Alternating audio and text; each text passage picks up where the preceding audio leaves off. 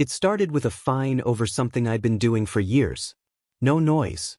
No mess. No complaints. Just a small bird feeder hanging quietly in my yard. According to the HOA president, feeding birds was now a violation. She claimed it attracted unauthorized wildlife and demanded I remove it immediately or keep paying fines.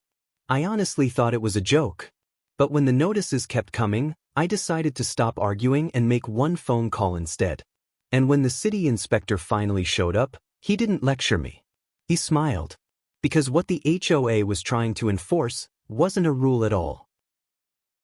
The bird feeder had been there long before any problem started. It hung from a simple hook near the edge of my yard, far enough from the house to keep things clean, close enough to enjoy in the mornings. Sparrows, finches, the occasional cardinal, nothing exotic, nothing disruptive.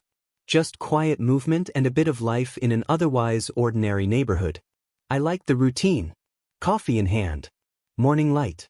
Birds coming and going without much thought. Neighbors had seen it for years, and no one had ever complained. It wasn't loud. It wasn't messy. And it certainly wasn't hurting anyone.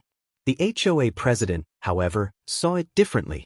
She had a habit of noticing things most people ignored. Small details. Harmless choices. Anything that didn't fit her idea of how the neighborhood should look. At first, her involvement was subtle, passing comments, vague reminders about community standards, nothing formal. Then one afternoon, a notice appeared. It claimed the bird feeder violated HOA rules by attracting wildlife and creating a potential nuisance. I read it twice, expecting to find some exaggeration or misunderstanding. But it was very clear. Remove the feeder. Or face fines. I assumed it would blow over. After all, this wasn't a barking dog or an unkempt yard. It was a bird feeder. Something you'd expect to see in almost any neighborhood. Still, the tone of the notice suggested the matter was already settled.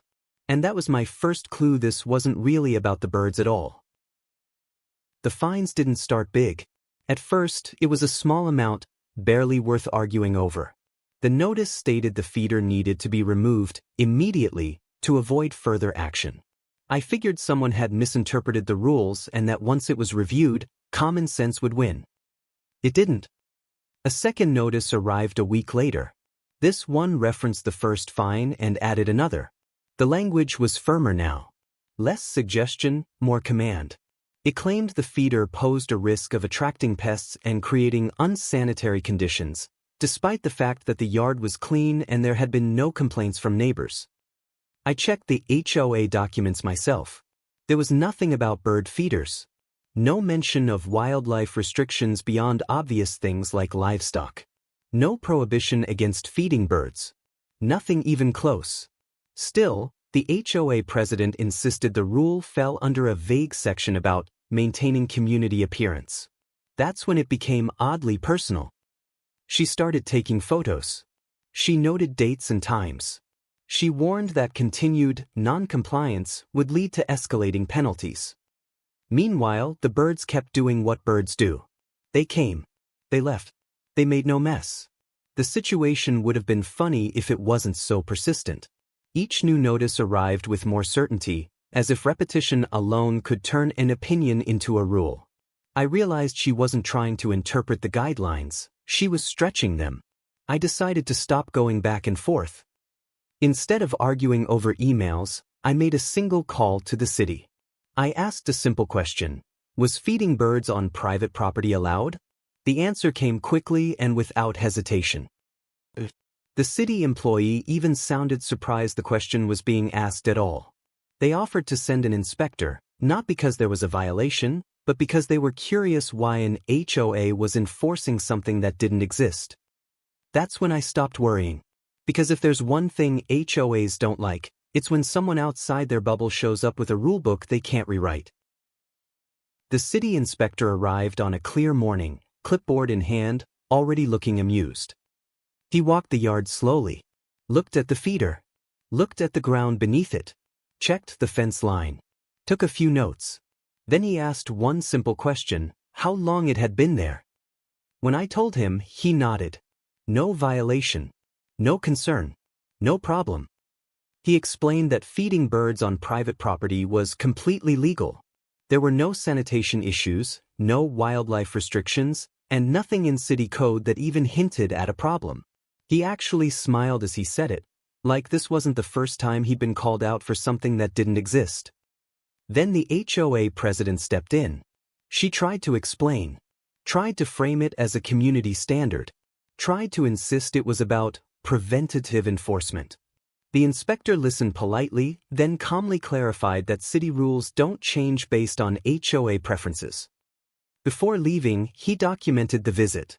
And with that, the issue was officially closed, by someone whose authority didn't rely on imagination. After the inspector left, the notices stopped. No more warnings. No more fines. No more dramatic language about wildlife and sanitation. The bird feeder stayed exactly where it was. The birds came back the next morning like nothing had ever happened. The yard looked the same. The neighborhood stayed quiet. Life returned to normal almost immediately. The HOA president never mentioned the issue again. She didn't apologize. She didn't explain.